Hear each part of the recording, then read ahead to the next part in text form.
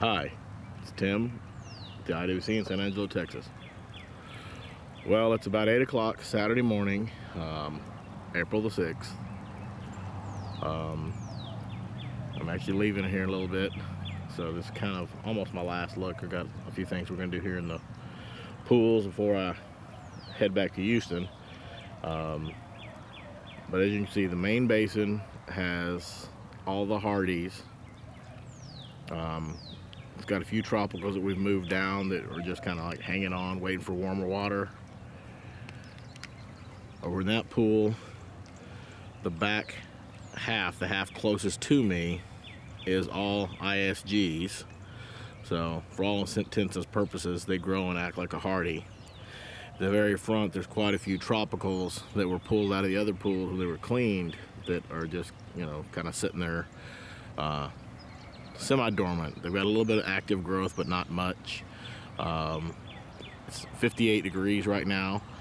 Yesterday morning it was 40. A couple of days earlier in the week it was in the 30s. So water's running about 50 degrees. A little cool for them to want to really get up and go.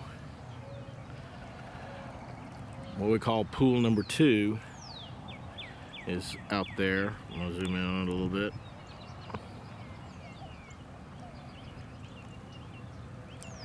It's basically empty, and we've actually had discussions on whether or not we're going to leave it empty for this season, because last year we got too many issues with all the stuff coming out of that tree that it was killing plants off.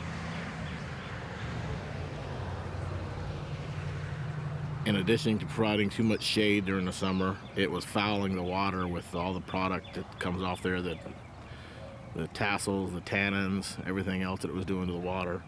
And we actually had to replace lilies throughout the year last year. We'd take everything out, move it somewhere else to try and let it rejuvenate and come back, and put something else in there.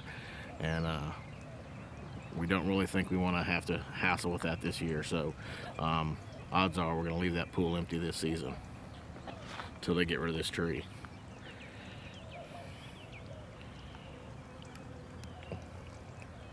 It's pool 4, and behind it's 5 and 6, and they're empty right now, clean, filled with dye, just waiting on the water to warm up some so we can start putting a bunch of tropicals in. We were looking at tropicals that were over in the greenhouse yesterday, looking at some Victorias that are starting to come on. They're about 2 to 3 inch pads.